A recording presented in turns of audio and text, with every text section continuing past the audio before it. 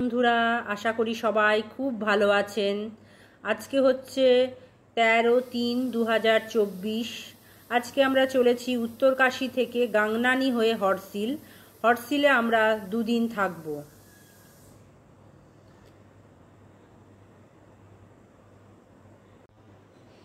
এটা হচ্ছে একটা প্রাচীন গঙ্গা মায়ের মূর্তি। এই জায়গাটির নাম হচ্ছে গাংনানি। এই গাংনানি হচ্ছে মানেরি থেকে প্রায় 39 কিলোমিটার দূরে ভাগীরথীর তীরে একটা ছোট্ট জনপদ। এখানে একটা গরম জলের কুণ্ডও রয়েছে, কিন্তু যেহেতু এখানে রিপেয়ারের কাজ চলছে কুণ্ডটিতে, সেই জন্য সেটি আপনাদেরকে দেখাতে পারলাম না।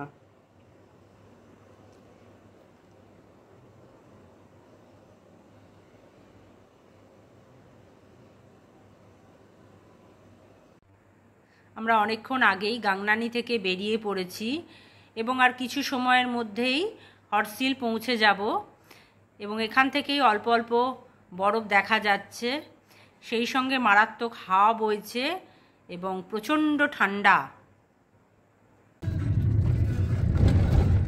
চারিদিকে পুরো বরফে মোড়া, অদ্ভুত সুন্দর, ভয়ঙ্কর সুন্দর। অদ্ভুত সুন্দর বললেও ভুল হবে, ভয়ঙ্কর সুন্দর। ভয়ও লাগছে, ভালোও লাগছে।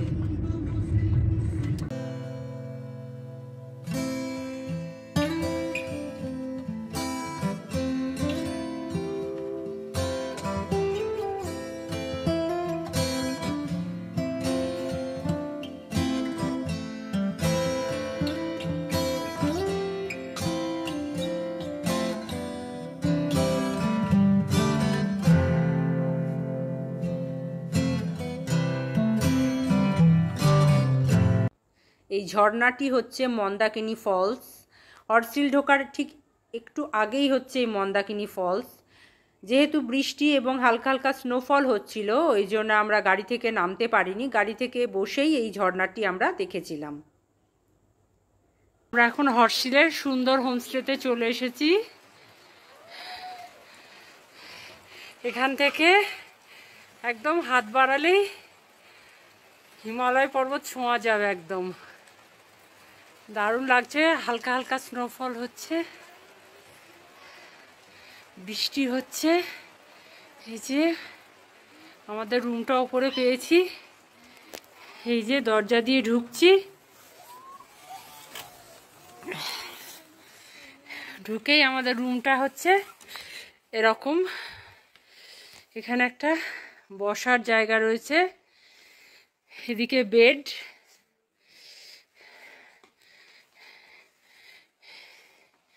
এদিকে রয়েছে আরেকটি বেড ঘরের মতো করা। এখানে জানলা, এখানটা হচ্ছে ওয়াশরুম। এগুলো সমস্তই কাঠ দিয়ে করা রয়েছে। এখানে যে সমস্ত জিনিস রয়েছে না, এখানে একটা দেখুন, এটাও কাঠের, সমস্ত জিনিসটাই কাঠের। এই যে কাঠ, ঘরে এই যে এগুলো ফটো ফ্রেম মতো করা রয়েছে, এগুলো সমস্ত কাঠের। এই যে কাঠের। শুভ সকাল বন্ধুরা, আজকে আমাদের হচ্ছে হরসিলের দ্বিতীয় দিন। সকালবেলা একটু ফ্রেশ হয়ে আমরা একটু ঘুরতে বেরিয়েছি পায়ে হেঁটে। খুব দারুণ লাগছে, শান্ত একটা পরিবেশ। তার আগেই গেল মিলিটারি ছাউনি, ওখানে যেহেতু ফটোগ্রাফি অ্যালাউ নয় সেই জন্য এখনো করিনি। ওখান থেকে বেরিয়ে এসে আপনাদেরকে দেখাচ্ছি। এই দেখুন চারিদিকে বরফ, খালি যেদিকেই থাকাচ্ছি না কেন বরফ।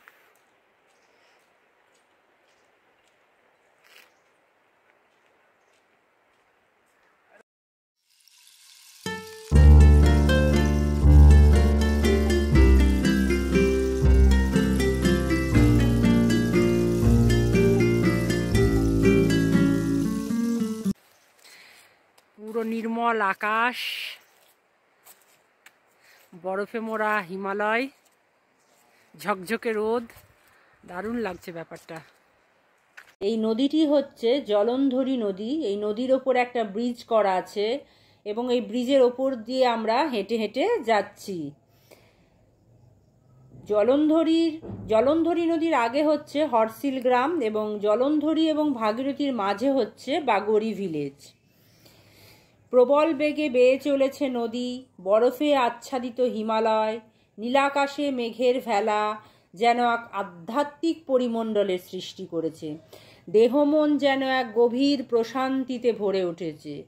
মনের ভিতরে যেন এক শান্তির অনুভূতি তৈরি হচ্ছে।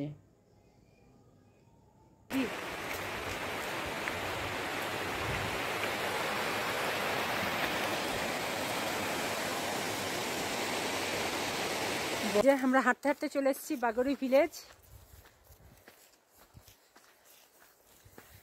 মনে হচ্ছে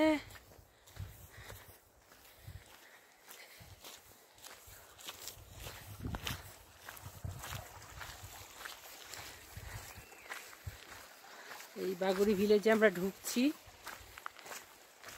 এই যে একটা গেট করা আছে, ঢুকছি। মনে হচ্ছে লোকজন খুবই কম আছে, মনে হচ্ছে ঠান্ডার জন্য ওই উত্তরকাশীর ডুন্ডা গ্রামে ওরা সবাই নেমে যায়।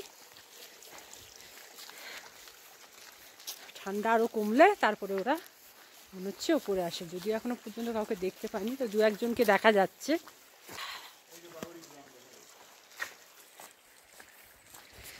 দেখিয়ে দিই একটু।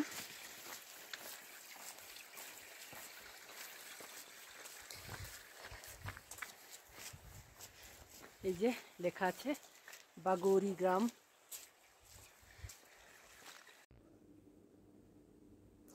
আমি এখন বাগোরি ভিলেজের ভেতর দিয়ে হাঁটতে হাঁটতে যাচ্ছি। আর এই ভ্যালিটি নীলং ভ্যালি নামেও পরিচিত।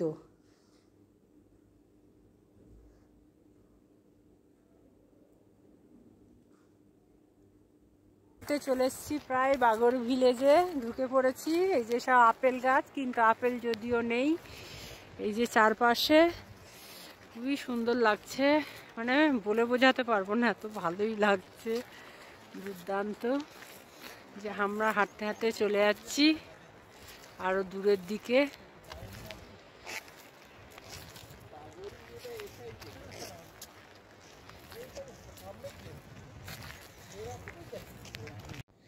আমরা এখন চলে এসেছি বাগোরি ভিলেজে। যদিও গ্রামে এখন কোনো লোকজন নেই, ঠান্ডার জন্য সবাই গ্রামের উত্তরকাশীর ডুন্ডা গ্রামে নেমে গেছে। দিওয়ালিতে গ্রামবাসীরা সবাই উত্তরকাশীর ডুন্ডা গ্রামে নেমে যায় এবং অক্ষয় তৃতীয়ায় গ্রামবাসীরা আবার বাগোরি ভিলেজে চলে আসে। এমনকি স্কুলও এখান থেকে শিফট হয়ে উত্তরকাশী চলে যায়। 1962 সালে চীন যখন তিব্বত আক্রমণ করে, তখন তিব্বতীদের কিছু অংশ এই গাড়োয়াল হিমালয়ের এই অংশে প্রবেশ করে এবং এই নীলং ভ্যালিতে গড়ে ওঠে ভুটিয়াদের এই গ্রাম, যা আজ বাগোরি ভিলেজ নামে পরিচিত। আর 2019 সালে এই গ্রামটি কিন্তু রাষ্ট্রপতি পুরস্কার পায়। গ্রামের অধিকাংশ অধিবাসী কিন্তু তিব্বতী এবং ভুটিয়া, আর তাদের প্রধান জীবিকাই হচ্ছে পশুপালন এবং পশুর লোম দিয়ে ওরা সোয়েটার বোনে। এপ্রিল মে মাস নাগাদ এলে দেখা যায় এখানকার মেয়েরা হাতে সোয়েটার বোনে এবং সেগুলি ওদের বারান্দার মধ্যে ঝুলিয়ে রাখে। ট্যুরিস্ট এলে তাদের কাছেই ওরা বিক্রি করে, কিন্তু দুঃখের বিষয় যেহেতু এটি অফ সিজন, সেই জন্য সেই জিনিসগুলি আমরা দেখতে পেলাম না। আর এখানকার প্রত্যেকটা বাড়ি কিন্তু খুব সুন্দর, কাঠ এবং টিন দিয়ে তৈরি।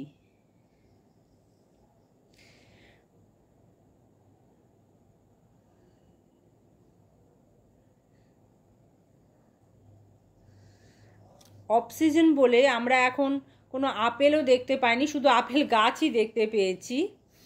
অক্টোবর মাস নাগাদ এলে আপেল দেখা যায়। গ্রামটি কিন্তু অনেক বড়।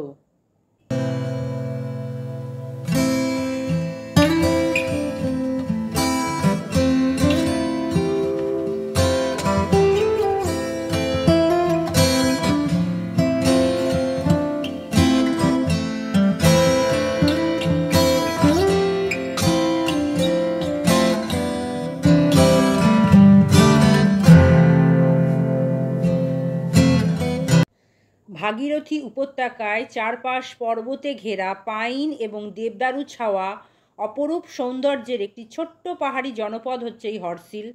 হরসিলের উচ্চতা হচ্ছে 2620 মিটার। হরসিলে প্রচুর আপেল বাগান আছে এবং হরসিলের আপেল হচ্ছে জগৎ বিখ্যাত। হরসিলের আগে রয়েছে একটি ছোট্ট জনপদ, সেই জনপদটির নাম হচ্ছে ধারালি। আর এই যে নদীটি আপনারা দেখতে পাচ্ছেন এটি কিন্তু হচ্ছে ভাগীরথী নদী। হরসিলের প্রকৃতিতে এত বৈচিত্র্য যে আপনার কখনোই একঘেয়ে লাগবে না। গোটা দিন পায়ে পায়ে হেঁটে বেড়াতে পারেন এই হরসিলে। উত্তরকাশী থেকে হরসিলের দূরত্ব 70 কিলোমিটার। আর্মি ক্যান্টনমেন্ট থাকায় যোগাযোগ ব্যবস্থা খুব উন্নত। উত্তরকাশী থেকে গাড়ি ভাড়া করে সরাসরি হরসিল আসা যায়, আবার উত্তরকাশী থেকে যে শেয়ার গাড়িগুলো গঙ্গোত্রী যাচ্ছে সেই গাড়িতেও হরসিল আসা যায়। এখানে 10 থেকে 12টি মতন হোমস্টে রয়েছে। মোবাইল পরিষেবা যথেষ্ট ভালো। নিরিবিলি শান্ত একটা পরিবেশ। এখানে প্রকৃতিতে সবসময় একটা শান্তি এবং নিস্তব্ধতা বিরাজ করে। রাজ কাপুর পরিচালিত রাম তেরি গঙ্গা মাইলি শুটিং হয়েছিল এই ছবির মতো সুন্দর এই হরসিলে। সেই থেকে প্রচারের আলোই আসে এই হরসিল। আমরা এখন হরসিল থেকে বেরিয়ে যাচ্ছি মুখবা গ্রামের উদ্দেশ্যে। হরসিল থেকে মুখবা গ্রামের দূরত্ব হচ্ছে 2 কিলোমিটার। ওই যেতে সময় লাগবে 10 থেকে 15 মিনিট মতো।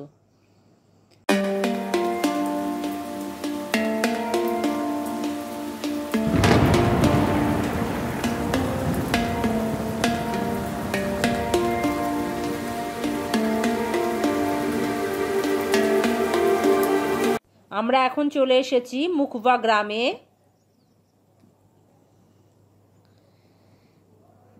এটা হচ্ছে গঙ্গা মায়ের মন্দির, তার পাশেই হচ্ছে পাণ্ডব মন্দির এবং তার পাশেই হচ্ছেন নৃসিংহদেবের মন্দির। এখানে যেহেতু গঙ্গা মাতা 6 মাস অধিষ্ঠান করেন সেই জন্যে মুখবা গ্রামের প্রত্যেক গ্রামবাসী সারা বছর নিরামিষ খান। দেখুন এই গঙ্গা মায়ের মুখবা গ্রামের গঙ্গা মায়ের মন্দির থেকে এই চারপাশটা এরকম। এই যে গ্রামটা, এখান থেকে বসে দেখা যাচ্ছে গ্রামটা পুরো। এই যে দেখুন সমস্ত টিনের চাল আর ওই কাঠ দিয়ে তৈরি। এই যে মন্দিরের এই যে সমস্তটা, এই যে এদিকটাও সমস্ত এই দিকটা। আমরা এখন বসে আছি হরসিল থেকে একটু উপরে, একটু জাস্ট বেশি না 5 মিনিটের রাস্তা গাড়ি করে, মুখবা গ্রামে। এখানে মা গঙ্গাকে পুজো করা হয়। মোটামুটি ওই দিওয়ালির পরে ডলি করে এখানে নিয়ে আসা হয়, যেহেতু ওখানে প্রচুর বরফ পড়ে, এখানেও বরফ পড়ে, তবু অনেকটা নিচে এখানে নিয়ে এসে মাকে অধিষ্ঠান করানো হয় এবং তারপরে আবার অক্ষয় তৃতীয়ায় এখানে পায়ে হেঁটে ডলি করে মাকে ওই গঙ্গোত্রীতে আবার গঙ্গোত্রী মন্দিরে স্থাপন করা হয়। এখানে আমরা এলাম, পুজো দিলাম, আর চারিদিকে তো বরফে মোড়া হিমালয়, পুরো সন্ন্যাসীর মতন হিমালয় রয়েছে। কিছু বলার নেই। আর গ্রামটা তো পুরোই জনশূন্য, কেউ নেই, যে কেউ নেই। যেমন আমরা বাগড়ি ভিলেজে গেছিলাম না, পুরো জনশূন্য, এখানেও তাই, পুরো জনশূন্য, কেউ নেই। খালি এখানে যে পণ্ডিতজি সিনি আছেন, যে খালি একটু পুজো করে দিচ্ছেন, ব্যাস। উনি এত ঠান্ডার মধ্যেও বলছে এখানে ছিলেন। এত বরফ পড়েছে, এত ঠান্ডা, কিন্তু ওনাকে এখানে থাকতেই হবে পুজোর জন্য।